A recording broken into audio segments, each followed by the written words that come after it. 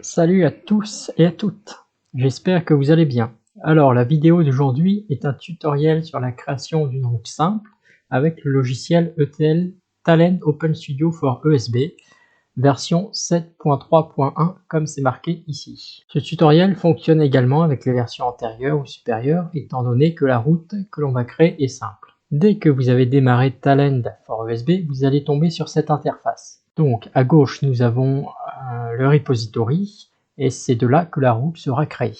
Donc ici nous voyons route. Je vous montrerai tout à l'heure comment créer la route.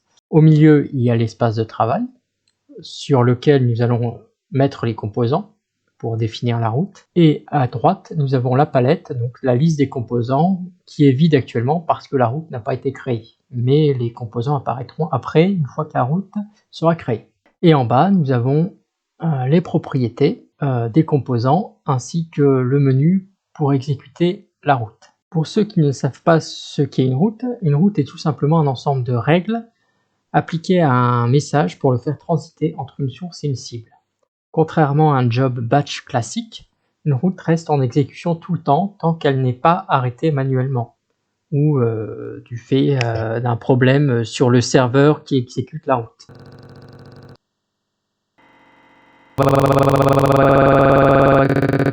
Créée aujourd'hui correspond en fait à Hello World. C'est une route basique. Elle sera composée de 3 composants, cTimer, cSetBody, clog. J'expliquerai juste après en détail ces 3 composants. À présent, commençons le tutoriel. Donc pour créer la route, nous cliquons droit sur route, créer une route. Nous allons donner un nom, donc par exemple route Hello World. Nous pouvons laisser vide objectif et description, parce que ici c'est un tutoriel, même si dans le cas général il est bon de remplir objectif et description.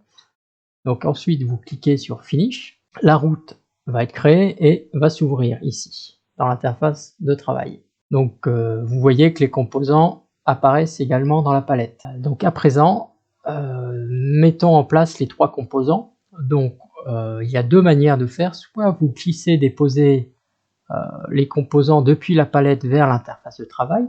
Par exemple pour cTimer, nous pouvons glisser le composant vers l'interface de travail. Soit vous cliquez sur l'interface de travail et vous écrivez le nom du composant, cTimer, entrée. Donc il y a 2 manières de faire. Donc je vais supprimer ce composant qui ne sert plus. Donc ensuite on a dit qu'on allait utiliser cSetBody et clog. Donc en détail, cTimer c'est un composant qui va permettre de générer des messages X fois.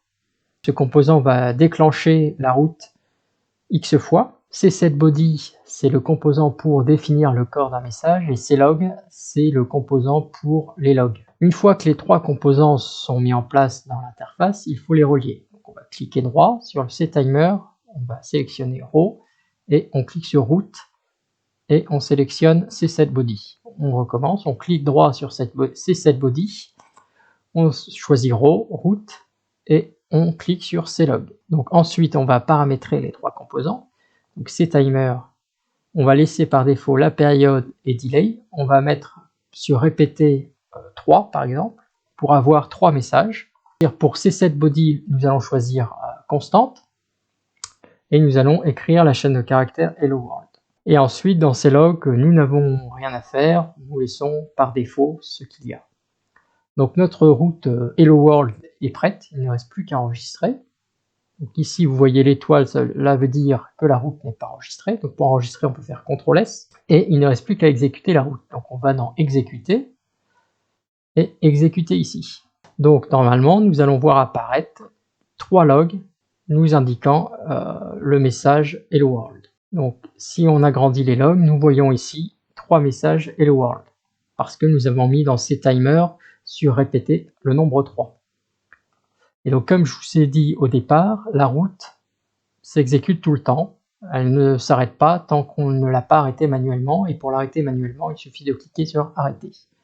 Et on peut effacer les logs. Voilà, le tutoriel est fini pour aujourd'hui. Sur ce, je vous souhaite une bonne journée et à une prochaine pour une prochaine vidéo.